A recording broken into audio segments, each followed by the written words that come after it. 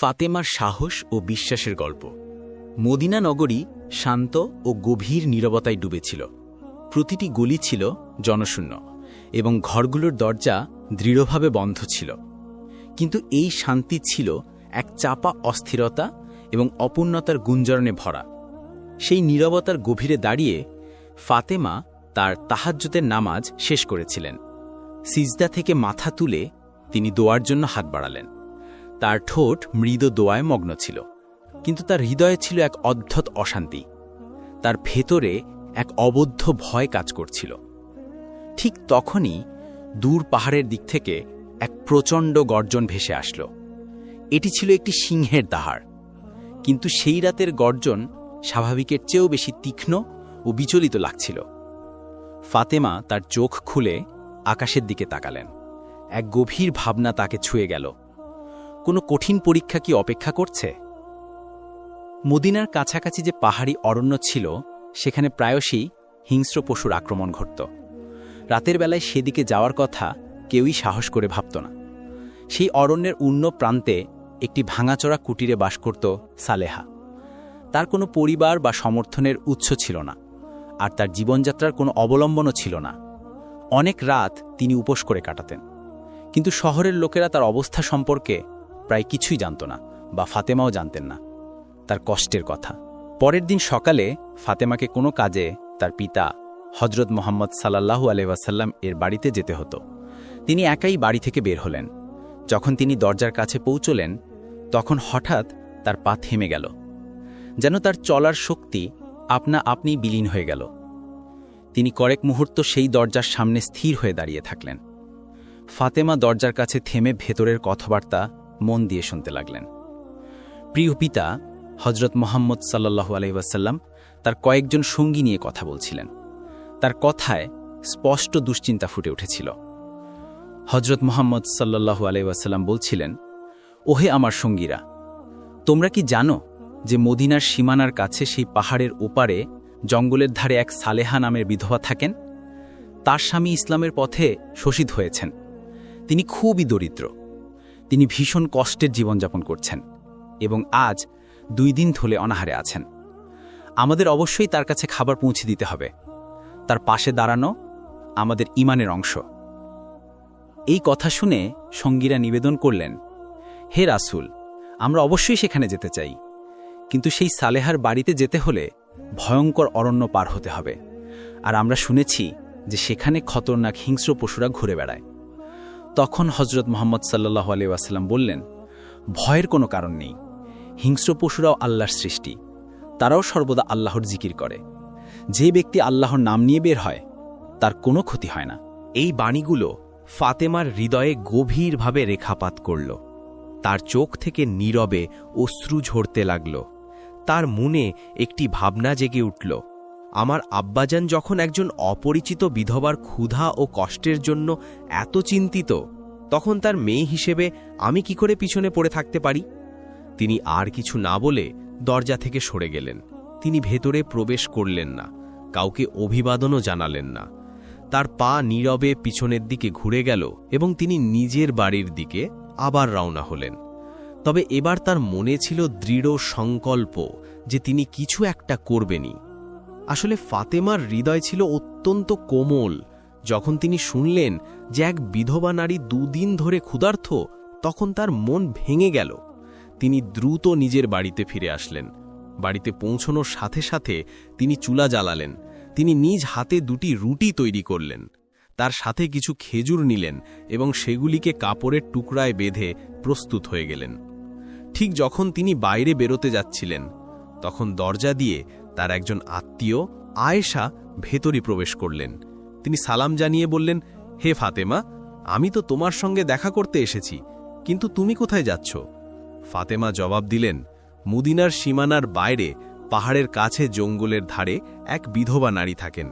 তিনি 2 দিন ধরে অভুক্ত। আমি তাকে খাবার দিতে যাচ্ছি। এই কথা শুনে আয়েশা বিস্মিত হয়ে বললেন, তুমি একা সেখানে কিভাবে যাবে? সেই পথটা তো বিপজ্জনক। জঙ্গল পার হতে হবে এবং সেখানে হিংস্র জন্তুদেরও ভয় আছে। ফাতেমা তখন মৃদু হেসে বললেন, তুমি কি জানো না যে এই পৃথিবীর সব কিছুই আল্লাহর সৃষ্টি? জঙ্গলের পশুরাও আল্লাহর পবিত্রতা ঘোষণা করে। যদি তোমার নিয়ত পবিত্র হয় তবে আল্লাহ নিজেই তোমার হেফাজত করেন। এই কথা বলে তিনি তপ্ত রোদে ঝলসানো বালির পথ ধরে সেই মরুভূমির দিকে হেঁটে চললেন। তার পা ধীরে ধীরে এগিয়ে চলছিল। কিছুক্ষণের মধ্যেই সূর্য পশ্চিম দিকে হেলে পড়ল। আকাশের আলো ম্লান হতে থাকল। পশুরা তাদের আশ্রয়ের দিকে ফিরতে লাগল। হরিণের পাল দ্রুত তাদের লুকোনোর জায়গার দিকে ছুটল।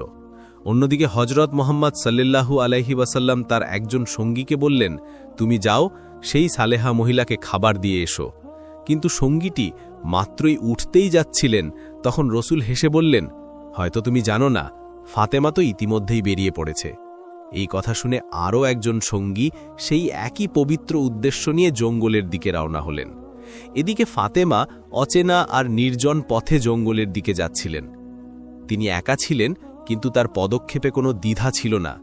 অন্যদিকে সেই সঙ্গীও জঙ্গলে প্রবেশ করে ফেলেছিলেন, কিন্তু কেউই একে অপরের উপস্থিতির কথা জানতেন না। রাস্তায় ফাতেমা একটি অদ্ভুত অনুভূতি পেলেন, যেন কেউ তার পিছু নিচ্ছে। মাটি নীরব ছিল, কিন্তু বাতাসে একটি নড়াচড়া অনুভব হচ্ছিল। তিনি থেমে পিছনে তাকালেন এবং দেখলেন একটি বিশাল সিংহ নীরবে তার পিছু পিছু আসছে। সিংহটি কাছে চলে আসলো, কিন্তু ফাতেমার মুখে ভয়ের কোনো চিহ্নই ছিল না।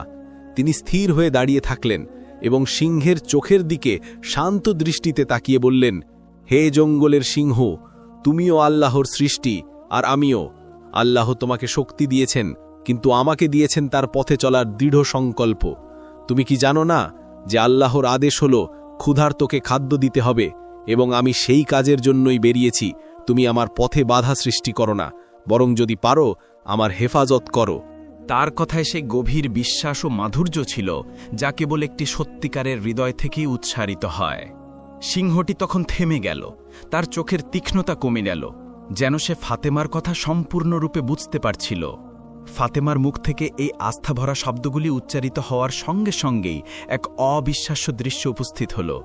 আল্লাহ নির্দেশে সে সিংহটি, যা কিছুক্ষণ আগে নীরবে তার দিকে এগিয়ে আসছিল, হঠাৎ থেমে গেল। এরপর ধীরে ধীরে সিংহটি তার মাথা নিচু করল, তার পায়ের কাছে এসে বসল।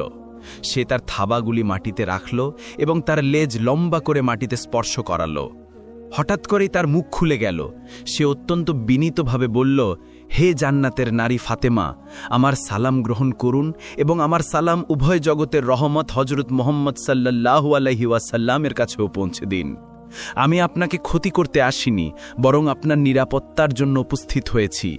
যেই নবীর সৃষ্টির কারণে এই মহাবিশ্ব সৃষ্টি হয়েছে, আমরা সেই দয়ালু নবীর মেয়ের ক্ষতি কিভাবে করতে পারি?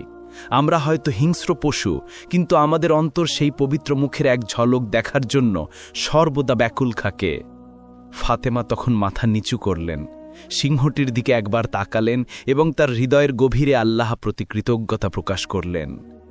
ঠিক সেই সময় দূরে থাকা সেই সঙ্গী, যিনি জঙ্গলে প্রবেশ করেছিলেন, এই সম্পূর্ণ দৃশ্যটি দেখছিলেন। বিস্ময় এবং গভীর ভালোবাসায় তার চোখ জলে ভরে গেল। আবেগে মগ্ন হয়ে তার মুখ থেকে আপনা আপনি বেরিয়ে আসলো, হে আল্লাহ, আমরা কত ভাগ্যবান যে তোমার নবীকে মানি।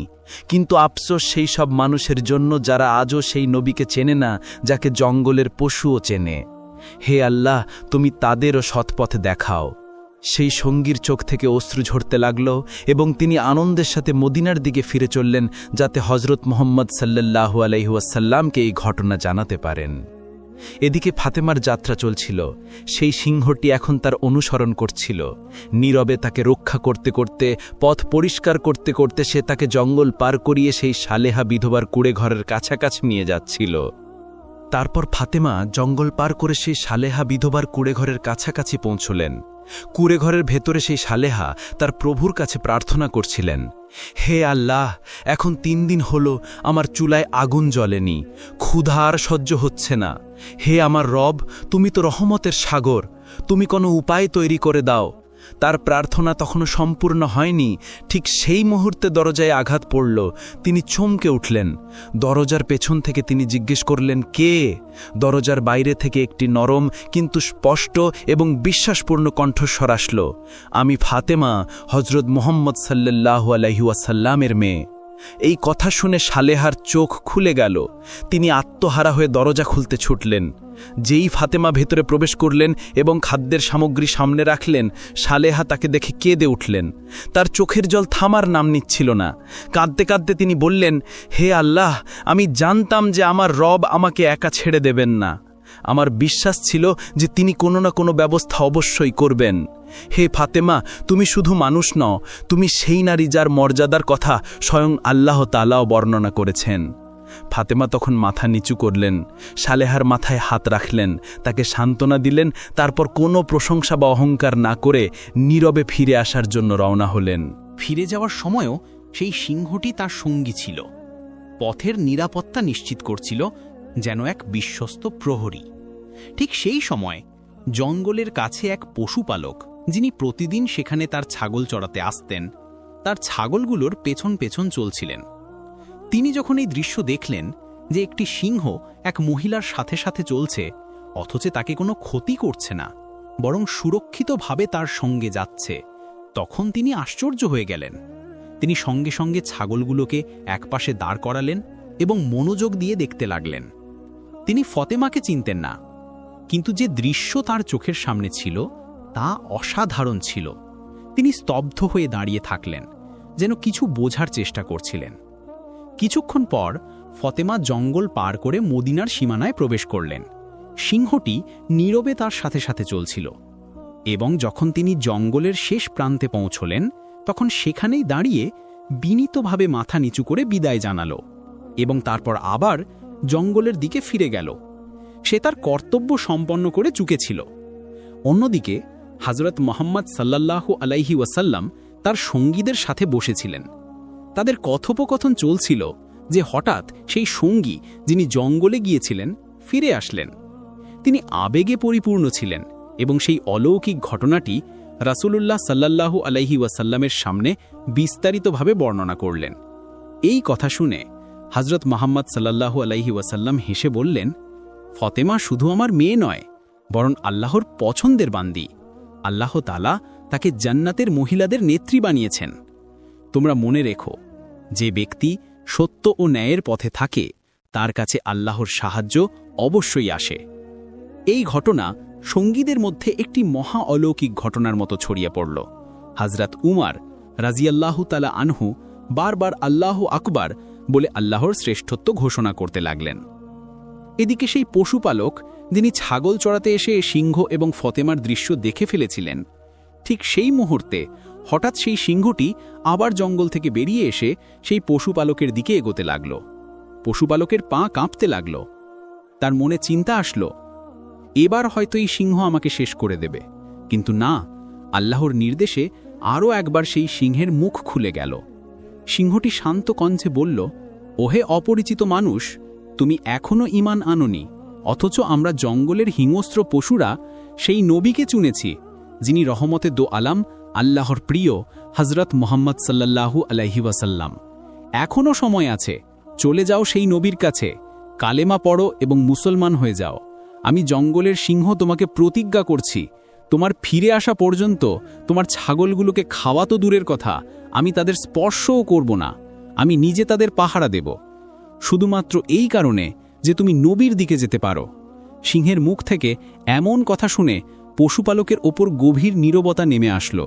তার ঠোঁট সম্পূর্ণভাবে স্তব্ধ হয়ে গেল, শুধু বিস্মিত চোখ সিংহের দিকে তাকিয়ে থাকল, যেন তিনি বুঝতেই পারছিলেন না যে এটা স্বপ্ন না বাস্তবতা। কিন্তু তার হৃদয়ের ভেতরে যেন এক আলোর ঝলকানি নামল। তিনি এক মুহূর্ত দেরি করলেন না। তার ছাগলগুলোকে সেখানেই ছেড়ে দিয়ে তিনি হযরত মুহাম্মদ সাল্লাল্লাহু আলাইহি ওয়াসাল্লামের দিকে দৌড় দিলেন। অন্যদিকে হযরত মুহাম্মদ সাল্লাল্লাহু আলাইহি ওয়াসাল্লাম তার কয়েকজন সঙ্গীর সাথে উপস্থিত ছিলেন। ঠিক সেই সময় হযরত জিবরাইল আলাইহিস সালাম তশরিফ আনলেন।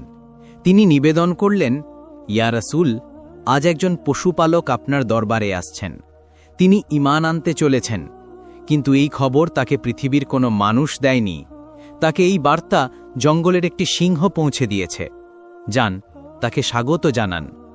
হযরত মুহাম্মদ সাল্লাল্লাহু আলাইহি ওয়াসাল্লাম কয়েকজন সঙ্গীর সাথে উঠে দাঁড়ালেন। কিছুক্ষণের মধ্যেই দূর থেকে একজন লোককে আসতে দেখা গেল। সেই পশুপালক, যিনি দ্রুত পায়ে হেঁটে রাসূলুল্লাহ সাল্লাল্লাহু আলাইহি ওয়াসাল্লামের পবিত্র দরবারে হাজির হচ্ছিলেন।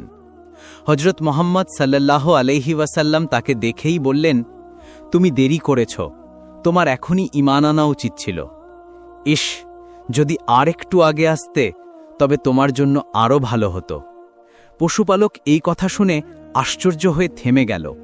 তার মনে প্রশ্ন জাগল, নবী পাক সাল্লাল্লাহু আলাইহি ওয়াসাল্লাম কিভাবে জানলেন?